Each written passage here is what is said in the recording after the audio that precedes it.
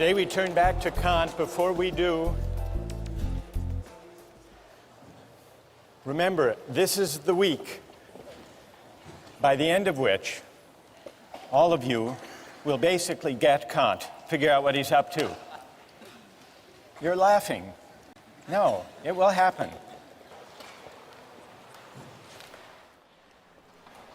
Kant's groundwork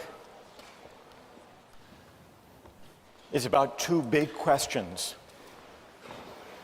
First, what is the supreme principle of morality? Second, how is freedom possible?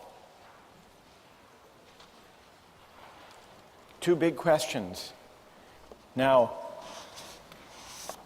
one way of making your way through this dense philosophical book is to bear in mind a set of oppositions or contrasts or dualisms that are related.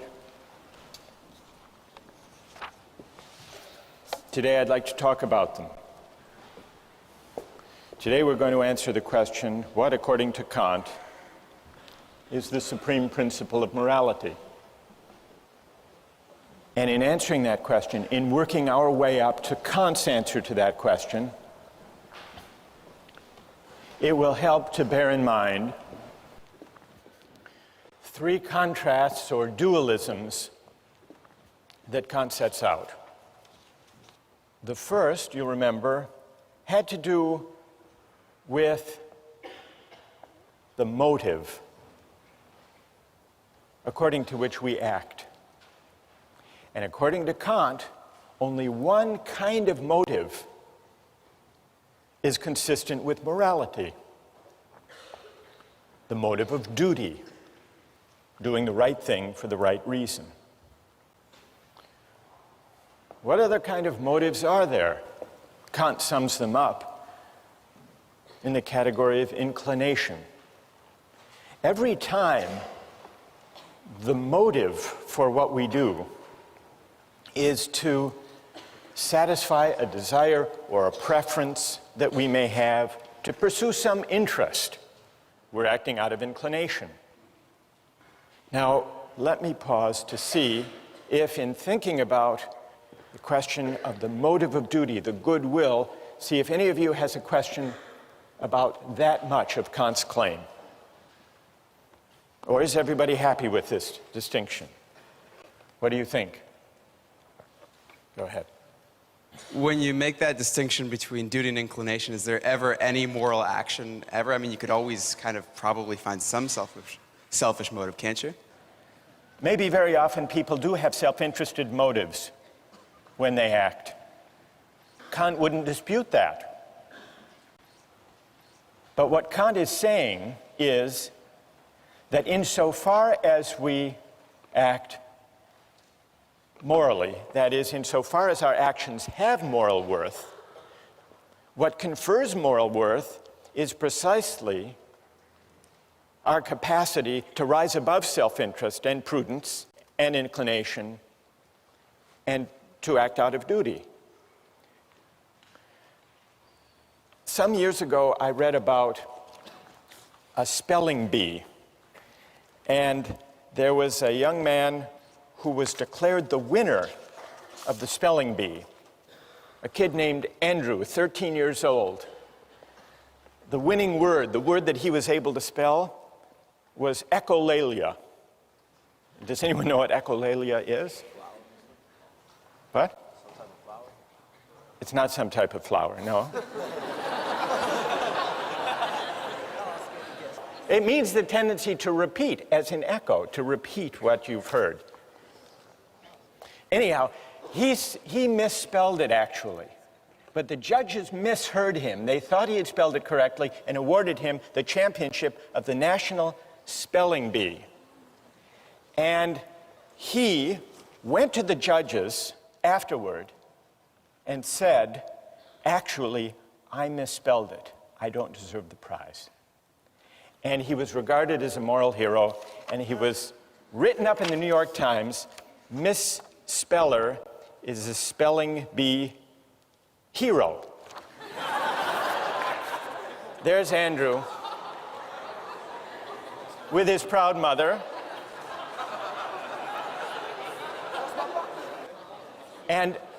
But when he was interviewed afterwards, listen to this, when he was interviewed afterwards, he said, quote, "The judges said I had a lot of integrity." But then he added that part of his motive was, quote, "I didn't want to feel like a slime." All right, what would Kant say? Go ahead. I guess it would depend on whether or not that was a marginal reason or the predominant reason in whether or not and why he decided to confess that he didn't actually spell the word correctly. Good, and what's your name? Vasco. That's very interesting. Is there anyone else who has a view about this? Does this show that Kant's principle is too stringent, too demanding? What would Kant say about this? Yes. I think that Kant actually says that it is the pure motivation that comes out of duty which gives the action moral worth. So it's like, for example, in this case, he might have more than one motive. He might have the motive of not feeling like a slime, and he might have the motive of doing the right thing for in and of itself out of duty. And so while there's more than one motivation going on there, does not mean that the action is devoid of moral worth just because he has one other motive. So, because the motive which involves duty is what gives it the moral worth. Good, and what's your name? Judith. Well, Judith, I think that your account actually is true to Kant. It's fine to have sentiments and feelings that support doing the right thing, provided they don't provide the reason for acting. Yeah. So I think Judith actually has mounted a pretty good defense of Kant on this question of the motive of duty. Thank you. Now, let's go back to the three contrasts. It's clear at least what Kant means when he says that for an action to have moral worth, it must be done for the sake of duty, not out of inclination. But as we began to see last time, there's a connection between Kant's stringent notion of morality and his specially demanding understanding of freedom.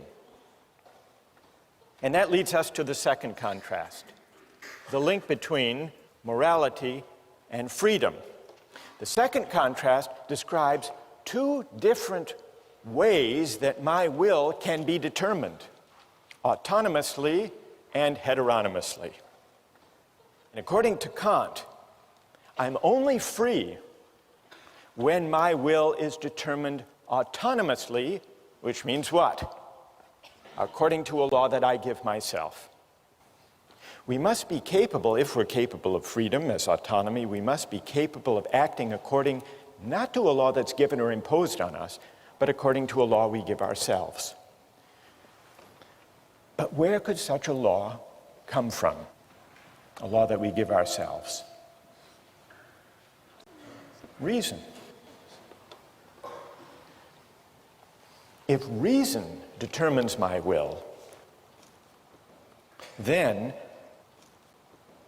the will becomes the power to choose independent of the dictates of nature or inclination or circumstance. So, connected with Kant's demanding notions of morality and freedom is a specially demanding notion of reason. Well, how can reason determine the will? There are two ways, and this leads to the third contrast. Kant says there are two different commands of reason. And a command of reason, Kant calls an imperative. An imperative is simply an ought. One kind of imperative, perhaps the most familiar kind, is a hypothetical imperative. Hypothetical imperatives use instrumental reason. If you want X, then do Y. It's means ends reasoning. If you want a good business reputation, then don't shortchange your customers, word may get out. That's a hypothetical imperative. If the action would be good solely as a means to something else, Kant writes the imperative is hypothetical. If the action is represented as good in itself, and therefore as necessary for a will which of itself accords with reason, then the imperative is categorical. That's the difference between a categorical imperative and a hypothetical one. A categorical imperative commands categorically, which just means without reference to or dependence on any further purpose. And so you see the connection among these three parallel contrasts. To be free in the sense of autonomous requires that I act not out of a hypothetical imperative, but out of a categorical imperative. And so you see, by these three contrasts, Kant reasons his way, brings us up to his derivation of the categorical imperative. Well, this leaves us one big question. What is the categorical imperative? What is the supreme principle of morality? What does it command of us? Kant gives three versions, three formulations of the categorical imperative. I want to mention two and then see what you think of them.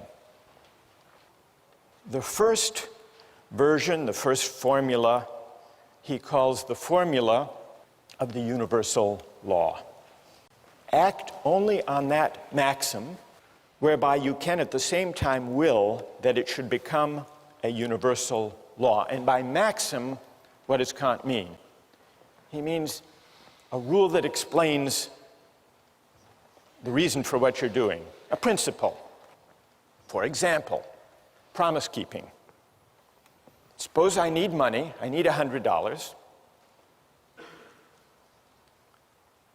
desperately, and I know I can't pay it back anytime soon.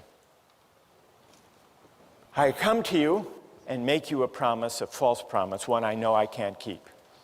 Please give me $100 today, lend me the money, I will repay you next week. Is that consistent with the categorical imperative, that false promise? Kant says no.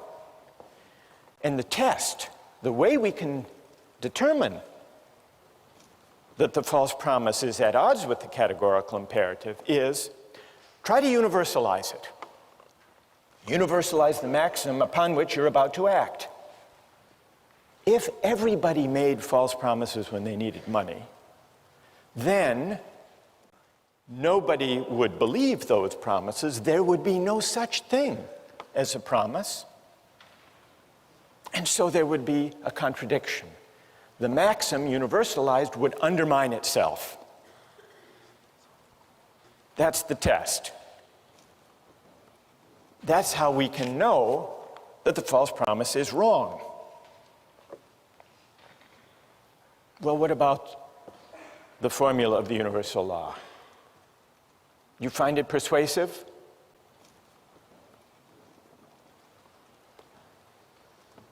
What do you think? Go ahead. I have a question about the difference between categoricalism and a hypothesis that if you're going to between categorical and hypothetical yeah. imperatives. Right. If you're going to act with a categorical imperative so that the maxim doesn't undermine itself, it sounds like I am going to do X because I want Y. I am going to not lie in dire need because I want the world to function in such a way that promises are kept. I don't want to liquidate the practice of promises. Right. It sounds like justifying a means by an ends. It seems like an instance of consequentialist reasoning, you're saying. Right. And what's your name? Tim. Tim. Well, Tim, John Stuart Mill agreed with you. He made this criticism of Kant. He said, if I universalize the maxim and find that the whole practice of promise-keeping would be destroyed if universalized, I must be appealing somehow to consequences. Right. If that's the reason not to tell a false promise. So John Stuart Mill agreed with that criticism against Kant. But John Stuart Mill was wrong. You're in good company, though. You're in good company, Tim. Kant is often read as Tim just read him, as appealing to consequences. The world would be worse off if everybody lied, because then no one could rely on anybody else's word. Therefore, you shouldn't lie. That's not what Kant is saying exactly, although it's easy to interpret him as saying that. I think what he's saying is that this is the test. This is the test of whether the maxim corresponds with the categorical imperative. It isn't exactly the reason. It's not the reason. The reason you should universalize to test your maxim is to see whether you are privileging your particular needs and desires over everybody else's. It's a way of pointing to this feature, this demand of the categorical imperative, that the reasons for your action shouldn't depend, for their justification, on your interests, your needs, your special circumstances being more important than somebody else's. That, I think, is the moral intuition lying behind the universalization test. So let me spell out Kant's second version of the categorical imperative, perhaps in a way that's more intuitively accessible than the formula of universal law. It's the formula of humanity as an end. Kant introduces the second version of the categorical imperative with the following line of argument. We can't base the categorical imperative on any particular interests, purposes, or ends, because then it would be only relative to the person whose ends they were. But suppose there were something whose existence has in itself an absolute value, an end in itself, then in it, and in it alone, would there be the ground of a possible categorical imperative. Well, what is there that we can think of as having its end in itself? Kant's answer is this. I say that man, and in general every rational being, exists as an end in himself, not merely as a means for arbitrary use by this or that will. And here Kant distinguishes between persons on the one hand and things on the other. Rational beings are persons. They don't just have a relative value for us, but if anything they have an absolute value, an intrinsic value. That is, rational beings have dignity. They're worthy of reverence and respect. This line of reasoning leads Kant to the second formulation of the categorical imperative, which is this. Act in such a way that you always treat humanity, whether in your own person or in the person of any other, never simply as a means, but always at the same time as an end. So that's the formula of humanity as an end. The idea that human beings, as rational beings, are ends in themselves, not open to use, merely as a means. When I make a false promise to you, I'm using you as a means to my ends, to my desire for the $100.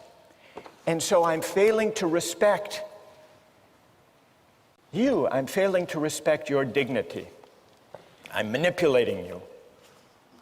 Now consider the example of the duty against suicide.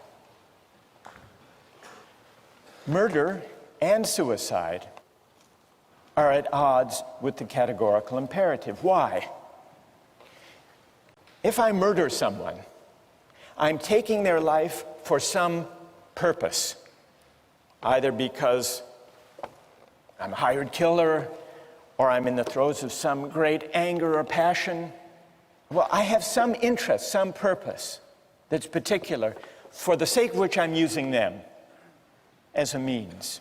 Murder violates the categorical imperative. For Kant, morally speaking, suicide is on a par with murder. It's on a par with murder because what we violate when we take a life, when we take someone's life, ours or somebody else's, we use that person, we use a rational being, we use humanity as a means. And so we fail to respect humanity as an end. And that capacity for reason, that humanity that commands respect, that is the ground of dignity, that humanity, that capacity for reason, resides undifferentiated in all of us. And so I violate that dignity in my own person if I commit suicide, and in murder if I take somebody else's life. From a moral point of view, they're the same.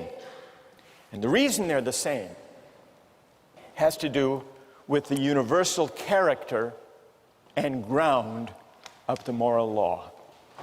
The reason that we have to respect the dignity of other people has not to do with anything in particular about them.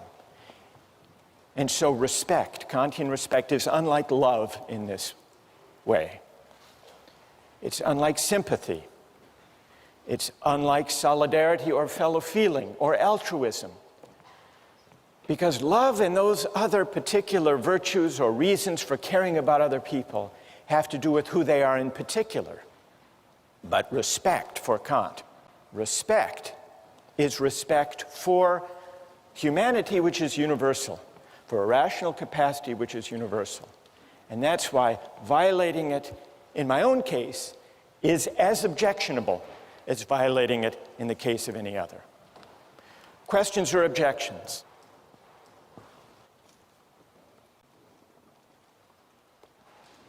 Go ahead. I guess I'm somewhat worried about Kant's statement that you cannot use a person as a means because every person is an end in and of themselves.